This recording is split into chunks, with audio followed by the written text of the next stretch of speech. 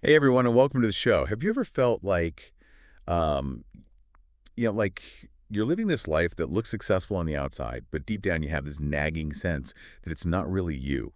Like you're almost wearing a costume that everyone admires, but underneath, you just want to like rip it off and finally breathe. Oh, yeah, totally. That feeling of disconnect, that inner yearning for something more authentic, even when you might have external validation. That's a huge part of what we're going to be diving into today. Right. And that's exactly the kind of territory that Alencia Johnson explores in her new book, Flip the Tables. And it came out just this month, March 2025, by Worthy, a division of Hachette Book Group. It's more than just a memoir. It's this really interesting blend of personal narrative and like these really insightful observations about how we can like break free from those limiting beliefs we have about ourselves, and those unwritten rules that society kind of tries to impose on us. So that sounds like it's up your alley. Definitely hit that like button and subscribe. It really helps us bring you more of these deep dives. Yeah, and what's really cool about Flip the Tables, and you can find a link to it on Amazon down in the description, is that it goes beyond just like surface level personal change. It kind of hints at this much deeper idea that when we actually embrace our true selves, it kind of inherently challenges and disrupts the systems around us that aren't really serving us. It's about like this ripple effect that starts from within. Right. And today our mission is to unpack those core insights from Flip the Tables that can actually help you, our listener, like identify and start to question those things that might be holding you back from living a more authentic and impactful life, both for yourself and in your community. So I guess my first question would be like, where does she even start with all of this? Well, she kind of jumps right into a word that we hear all the time these days, disruption. Oh yeah, disruption. It's like everywhere, but it's also, like you said, we hear it everywhere. So what does it even mean at this point? Exactly. And she gets right into that. She talks about how it's become this almost meaningless corporate buzzword. It seems like every new app, every slightly innovative business model, they all claim to be disruptive. Right. It's like, has the word even retained any real punch? If everyone's a disruptor, does it even mean anything? I think that's a great question, and it's one she really gets at. But what's cool is that she doesn't just critique the overuse of the word, she actually reclaims it, gives it this much more potent meaning. Oh, interesting. How does she do that? For her, disruption is like the wrench thrown into the system. It's a deliberate act that forces a fundamental shift, a brand new path forward. It's about radical change to the established order, to the status quo. So not just like incremental change, not just like doing things a little bit better, but like completely overhauling the system. And you can immediately see how that connects back to that feeling we were talking about at the beginning, right? That feeling of being unfulfilled, that desire for more purpose, more impact, more courage. And she really calls that out in the first chapter.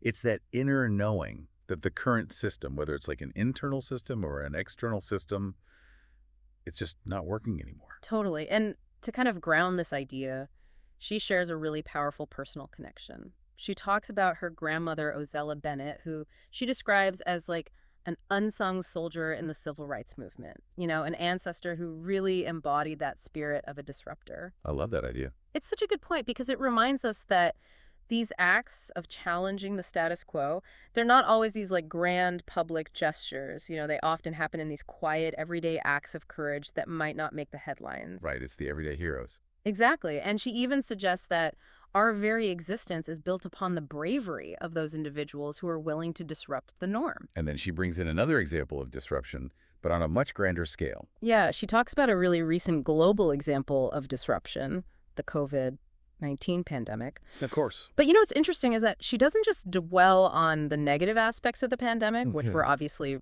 very real and very significant, but she also points to how it forced so many of us to kind of slow down and rethink what's truly important to us. It forced this collective pause, and for some people, that created this unexpected space for personal reevaluation and a chance to reassess their priorities. Almost like it shook things up so much that people were able to kind of step back and be like, okay, what do I really want? What really matters? Yeah, exactly. And then she goes on to talk about this idea of a worldwide community of disruptors with this goal of moving beyond the superficiality of that buzzword disruption and really embracing the true essence of intentional and meaningful change. So how do we actually do that? Like, how do we become those disruptors? Well, that leads us perfectly into part one of the book, Disruption of Self, which starts with this really powerful quote from James Baldwin. Not everything that is faced can be changed, but nothing can be changed until it is faced. Oh, wow. Yeah, that's a great one. Yeah. It really sets the tone for what's to come, doesn't it? Like you Yeah. have to confront those difficult things before you can change them. Right. And then chapter 2 kicks off with this viral tweet that really struck a chord with Alencia, and I'm sure it'll resonate with a lot of our listeners too. Who are we supposed to be? Oh, yeah. I remember seeing that going around. It's a big question. It is a big question, and she really gets at what that means. She argues that to actually live a life that feels truly authentic and fulfilling, we first need to disrupt our own ingrained notions of who we think we're supposed to be. All those expectations, right? Like the ones we get from our families, from society, from like everywhere. Exactly. And then all those self-imposed limitations that we kind of accumulate over time, like those shoulds and have-tos that we tell ourselves. It's about getting rid of all that. In a way, yeah. It's about peeling back those layers and really getting to the core of who we are. And she shares some really personal examples here that I think are really relatable. She talks about the importance of having friends who embrace her quirks, and the foundational role her faith has played in shaping her sense of identity and purpose. Makes you think about your own friendships and you know what really matters to you at your core. For sure. And then she brings in this really thought-provoking question from the Quaker teacher, Douglas Steer. Whose am I? And this is really interesting because it shifts the focus away from this isolated sense of self, and instead it highlights the vital role that our relationships and our communities play in defining who we are. So it's not just like, who am I as an individual, but who am I in relation to the people and the groups that I'm a part of? Exactly. It's about recognizing that we exist within this web of connections. And it kind of naturally leads to that idea of Dr. Martin Luther King Jr.'s concept of the beloved community, right? Yeah, totally. That sense of interconnectedness, that shared purpose, where justice and equality aren't just abstract concepts, but they're lived realities. I love that. And speaking of lived realities, this brings us to chapter 3, where Alencia shares this very vulnerable and honest account of her personal struggles, specifically in 2020. I feel like so many people can relate to that. 2020 was a tough year for pretty much everyone. Yeah, it was a lot. And in this chapter, she really gets real about, navigating job loss, the complexities of being single, body image concerns, even her experiences with OCD and periods of depression. Wow, it's pretty amazing that she's so open about all of that. Right. It's a powerful reminder that outward success, what we see on the surface, it doesn't always tell the whole story. There's often a lot going on beneath the surface. Yeah, people are so good at hiding their struggles sometimes. And then she goes on to describe this really fascinating juxtaposition that happened in her life right after that really difficult period. The sudden and intense demand for her expertise following George Floyd's murder and the lead up to the 2020 election cycle. It's almost like life threw her right back into the thick of things. It did, and it really underscores how life can throw these unexpected and sometimes jarring shifts our way. It's almost like she went from facing all these personal challenges to being highly sought after professionally. It is, and that actually leads her to dig even deeper into some really important stuff. Like what? The lasting impact of past trauma, and not just on romantic relationships, which we often hear about, but on all our relationships, even professional ones. She even talks about this almost subconscious agreement she had with herself. About not becoming too successful. Wow, so she was holding herself back without even realizing it. Exactly. It's like we can have these hidden scripts, these ingrained beliefs that can really sabotage our progress without us even being fully aware of them. And she really emphasizes how important it is to release the pressure to be perfect and to embrace that reality that we are messy, complicated, beautifully creative beings. That's such a great way to put it, because it's true. None of us are perfect, and trying to be perfect all the time just sets us up for disappointment. Right. And then she has this really effective analogy that I think is so helpful. She compares how we invest time, energy, care into a really significant asset like our home, and how we need to apply that same level of dedication and attention to ourselves. So taking care of ourselves like we would take care of our homes. Exactly. It's about recognizing our own inherent worth and value. It's like treating ourselves like we're worthy of that care and attention. Yes. And then she brings in this idea about the vital link between our behaviors and our values and how that connection is often fueled by emotion, Yeah. She references the work of this researcher named Kristen Holmes, who talks about how it's not enough to just intellectually know what our values are. Like, we have to actually have an emotional resonance with them if we want to truly act in alignment with them. It's got to be more than just head knowledge. It's got to be like heart knowledge, too. Right. And that naturally leads to the whole idea of establishing these daily practices, these small, consistent actions that actively honor those values. They reinforce that commitment to ourselves. Like little rituals that remind us of what we stand for. Exactly. And she's very clear about the fact that tapping into our fullest potential is deeply connected to how much we actually value ourselves. But that's interesting. So if we don't value ourselves, we're not going to reach our full potential. I think that's a big part of it. And then she does something really cool. She reframes the concept of discipline, which I think is so helpful. Discipline. How do you reframe discipline? Well, instead of viewing it solely as a response to failure or like this form of self-punishment, she presents it as a beautiful commitment to ourselves, especially when it comes to healing from past trauma. Oh, I see. So it's like self-care rather than self-criticism. Exactly. And it makes so much sense because when we approach discipline from a place of self-respect, it doesn't feel like this burden anymore. It becomes an act of nurturing ourselves. Like that. Then in chapter 4, she goes into the powerful role of self-talk and the impact of those declarations we make to ourselves, those things we say internally. That little voice in our head. Exactly. And she even brings in things like Proverbs 18.21 from the Bible and Jesus's I am statements, to illustrate the power of words. Interesting. She's pulling from some pretty diverse sources here. Yeah. And what's really insightful is the distinction she draws between what's often referred to as toxic positivity, that like forced, often dismissive optimism. Like when people are like, just be positive no matter what. Yeah, and she contrasts that with what she calls disruptive self-talk. So what's the difference? It's not about ignoring or suppressing those difficult emotions. It's about engaging in this like bold and courageous honesty with ourselves, challenging those limiting beliefs with really intentional and affirmative language. So it's like being real with yourself, but also being encouraging at the same time. Totally. And it's about consciously shifting our internal dialogue from a passive or negative tone to something much more active and growth-oriented, focusing on the process and the effort rather than demanding these like immediate and flawless outcomes. It's like instead of saying, I'm a failure, you might say, I'm learning and growing from this experience. Exactly. And it's such a subtle but powerful shift in mindset. And to really drive this point home, she shares this really compelling personal story. She talks about how she declared her aspiration to work on President Obama's re-election campaign and how that intention actually manifested into reality. It highlights the power of speaking those intentions out loud and putting those desires out into the universe. Like she spoke it into existence. In a way, yeah, like when you set a clear intention and then you align your actions with that intention, you start to notice opportunities and pathways opening up. And it can lead to some pretty amazing things. Now, this next chapter has a title that's super intriguing. Red flag, it's you. This chapter is so powerful because it marks a real turning point for Alencia, It's a real aha moment that happened at a New Year Better You event, of all places. Interesting. What happened? So she had this really profound realization that she needed to stop constantly seeking external validation and advice, and instead she needed to really focus on her own internal landscape. Like doing her own deep work. Like the answers were within her all along. Exactly. It's that moment of recognizing that you have all the power within you to change. You just have to learn how to access it. And in this chapter, she starts to unpack some of her own patterns and behaviors. Oh, so this is where it gets really personal. Yeah, she talks about realizing she had this pattern of being passive in certain relationships and situations. And she was like, okay, I got to change this. She was. And she even shares this really relatable experience of dealing with conflict by icing people out rather than having those difficult but necessary conversations.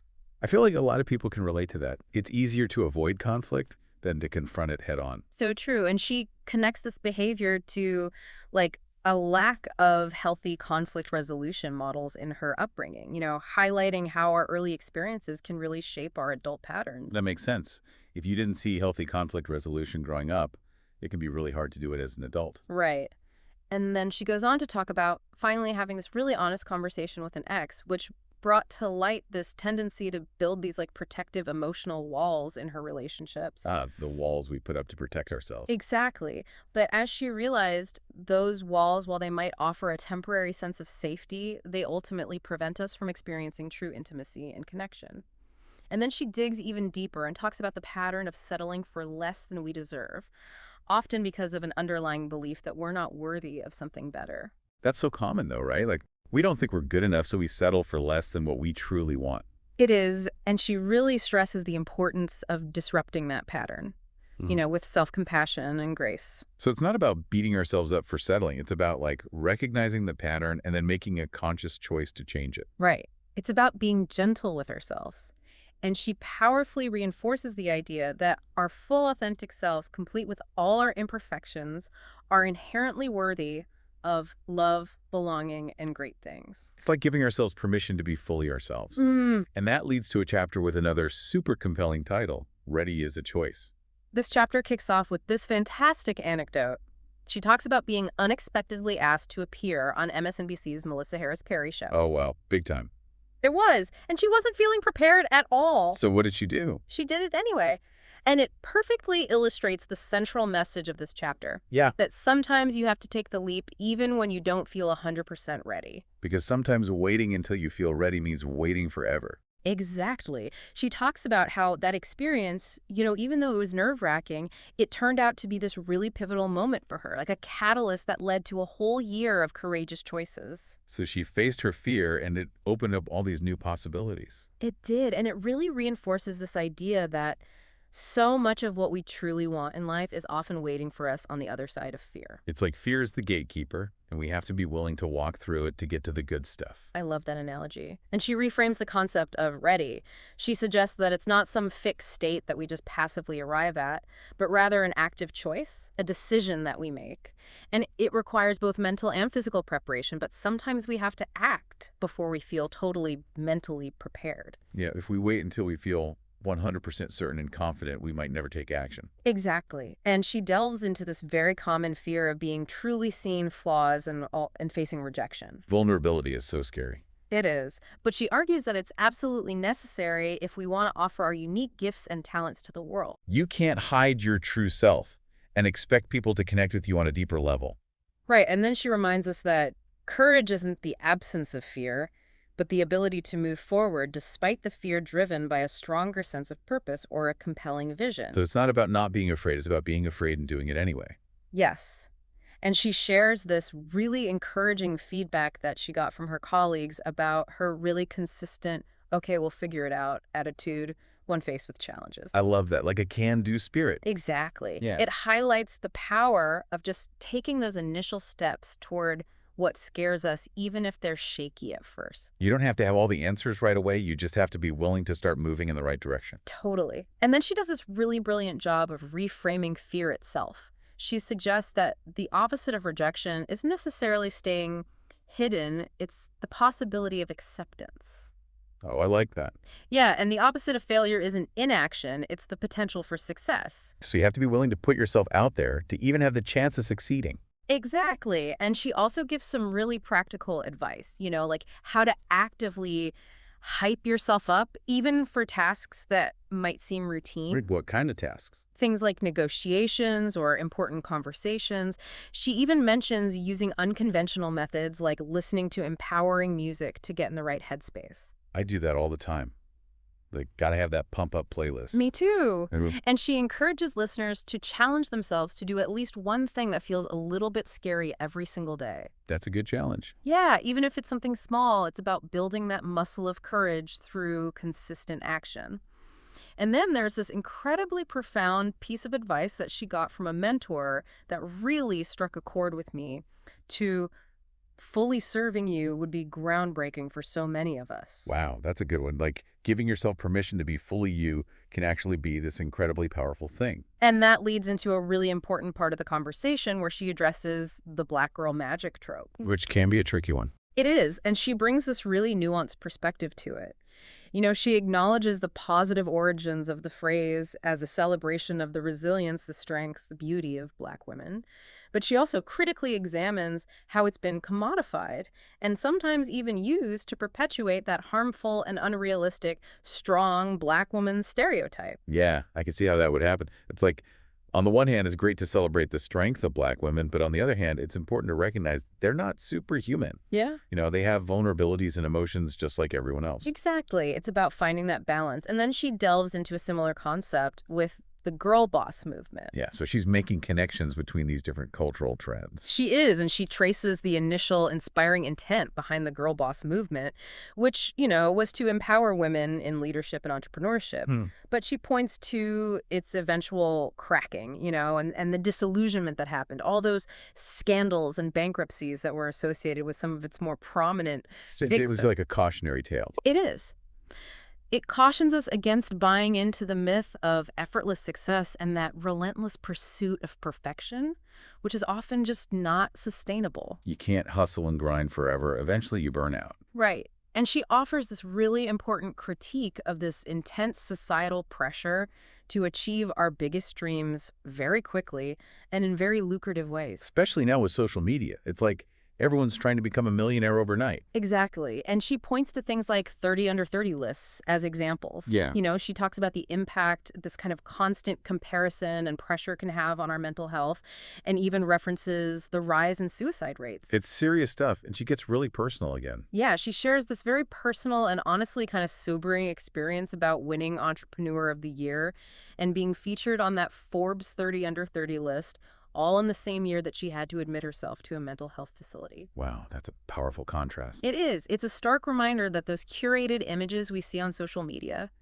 they rarely reflect the full story, the complexity of real life. It's like everyone's putting their best foot forward online, and we don't see the struggles behind the scenes. Right. And then she goes on to talk about how the constant pressure of capitalism and competition can set us up for these feelings of inadequacy and failure. It's like you're never enough, It can feel that way. And she talks about the specific pressures of entrepreneurship, that feeling like you need to constantly announce every achievement, which then creates this cycle of external expectations and a fear of not living up to them. Yeah, once you've hit a certain level of success, people expect you to just keep achieving and achieving, and it can be really exhausting. It can, and this all leads to this absolutely crucial point, defining success on your own terms. So not based on what society says, but on what truly matters to you. Exactly. And that might include things like love and rest and health and the pursuit of your personal dreams rather than focusing solely on those external markers of achievement. It's like saying, I'm going to define what success means for me, and I don't care what anyone else thinks. Yes. And she brings in Ryan Holiday's concept of work, family, scene, and the idea that trying to give equal weight and energy to all three of those things simultaneously often leads to burnout and suffering. It's about making those conscious and sometimes really difficult choices about where you're going to focus your energy. It's like you can't do it all at once. You have to prioritize. Right. And she connects this back to the whole idea of redefining what it means to be a boss, moving away from this expectation of being constantly available, achieving everything, being all things to all people. Which is impossible. Nobody can do that. Right. And she points out that a lot of this societal pressure stems from a system that's historically rewarded certain types of labor and devalued the contributions and needs of other groups. Like those unwritten rules about who's supposed to do what and who's supposed to be successful and who's not. Exactly. And then she makes this really powerful and almost counterintuitive point. What's that? That even one person prioritizing their own self-care and well-being can actually disrupt this entire system. Wow. So like one person making a different choice can have a ripple effect. Totally. She even uses the analogy of David and Goliath to illustrate the power of individual action against what can seem like insurmountable odds. I love that. It's like that small stone can bring down the giant. It can, and then she gives some really practical and actionable advice. She encourages listeners to take a careful inventory of their current commitments and to consciously create more space and free up time for themselves. Easier said than done sometimes. Yeah, but she even provides a strategy for learning how to say no without feeling like you have to over-explain or apologize. Just a simple no thank you. That's all you need. Exactly. And then Chapter 8 shifts gears a little bit, and it's called Great and Good Enough. Oh, interesting. So is this like a permission slip to not be perfect? It kind of is. It shares this really insightful advice that she gave at a commencement speech at her alma mater, CNU. A commencement speech. So she was talking to graduating students? She was, and she encouraged them to release the pressure of feeling like they need to have everything perfectly figured out right away and that they have to excel at every single aspect of their lives. Which I feel like is such a common pressure for young people, you know. Like you have to have your whole life planned out and you have to be amazing in everything right from the start. Yeah, and she actually recounts her own experience as Miss CNU. Oh, so she was like super involved in college life. She was, but she actually graduated with a GPA just below a 3.0. So she was like this high achiever, but she didn't have perfect grades. Right. And she highlights the internal conflict and shame she felt about that, even though she had all these outward achievements and accomplishments. I think a lot of people who are like high achievers, perfectionists, type A personalities can relate to that. Totally. And she talks about a really significant realization she had during a time when she was struggling with anxiety and OCD. Oh, wow. So this is getting deep. It is, she realized that she had to consciously decide what were the areas where she truly wanted to strive for greatness and then learn to be content with being good enough in everything else. Makes sense. Wow. Like you can't be exceptional in absolutely everything you do. Right. And that's something that truly effective leaders understand. They embrace the expertise and talents of the people around them. You don't have to do it all yourself. You don't. And then she goes on to reframe what good enough actually means. Which I think is so important because a lot of us have this negative connotation with good enough. It's like settling or not trying hard enough. It's like we're conditioned to strive for excellence all the time. But she says that being good enough isn't about settling for mediocrity. It's about consciously freeing yourself from those often unrealistic and externally imposed expectations. It's about defining what greatness means for you on your own terms. So it's like reclaiming the phrase good enough and making it something positive. Totally. She even uses the example of Marie Kondo, the organizing guru, and how she's even shifted her perspective to like falling in love with mess to illustrate this move away from the pursuit of unattainable perfection. Wow, that's interesting coming from Marie Kondo. And she brings in examples of these super successful athletes like Kobe Bryant and Serena Williams, people who achieved unparalleled greatness in their specific crafts, but who likely let other areas of their lives be good enough in comparison. It's like you have to choose your battles. You do. And she stresses the importance of discerning which opportunities and endeavors truly align with your core values and purpose. So not just chasing every opportunity that comes your way, but really being selective and saying yes to the things that truly matter to you. Exactly. And she makes it clear that living authentically and choosing where to focus your energy doesn't give you an excuse to be rude or dismissive of others. Yeah, it's not about being a jerk. It's about being true to yourself. And it does mean remaining open to your own unique path, even if it doesn't make sense to those around you. Because sometimes the path less traveled is the one that's meant for you. And then she makes this really insightful observation that people are drawn to those they can identify with, to those who show their humanity, their vulnerabilities. People who are real. Yeah. And she even suggests that the most impactful leaders are often those who can balance that vulnerability with a certain degree of privacy. You don't have to share every single detail of your life to be authentic. Exactly. And ultimately, she concludes that putting forth your best effort, trusting in that effort, is its own form of greatness. And it's perfectly okay to be good enough in those areas that don't require your full and intense energy. I love that. It's like giving ourselves permission to let go of the pressure to be perfect in every single area of our lives. And she even shares some personal examples, to illustrate this. She talks about being naturally good at problem solving, but just good enough at cooking. And how one year she consciously made the decision to order Thanksgiving dinner to prioritize quality time with loved ones over the pressure of creating this perfect homemade meal. Sometimes you just got to let go and embrace the imperfection. Exactly. And she brings it back to that core theme that defining what great and good enough means in your own life is a fundamental key to unlocking a truly disruptive and authentic vision for yourself. Which takes us to chapter 9, which I think is so relatable for anyone who's ever tried to explain their unconventional career path. Oh yeah, the title of this one's a classic, What TF Do You Do Exactly? And then that subtitle, Redefine What You Do. It's like the question we've all been asked a million times. It is. And she starts by acknowledging that those broad impact-oriented job descriptions like create impact, which, reflect a genuine passion, they don't always fit neatly into those traditional or easily understandable career paths. Like they don't always translate well on a resume. They don't. And she talks about her own diverse roles at Planned Parenthood as an example. Oh, right. She worked at Planned Parenthood for a while, right? Yeah. She did. And she highlights her deep passion for crafting these compelling narratives, ones that go beyond the limitations of traditional journalism, and for authentically connecting with these diverse communities. She really emphasizes the power of meeting people where they are and building that genuine trust. That's so important. It is. And she shares specific examples of her work at Planned Parenthood that extended far beyond her initial job description, like her pivotal role in developing and leading the Stand with Black Women framework. It really shows how her broader vision and skills often went way beyond the confines of that specific role. So she was like creating her own path within the organization. She was, and then she talks about her decision to take a role on Senator Elizabeth Warren's presidential campaign. Which might have seemed like a departure from her previous work. It did to some people. But she explains how it was actually this very intentional and integral piece of her larger unfolding vision. Like it all fit together even if it didn't seem like it at the time. It did. And she directly addresses that frequent and sometimes frustrating question, what exactly do you do?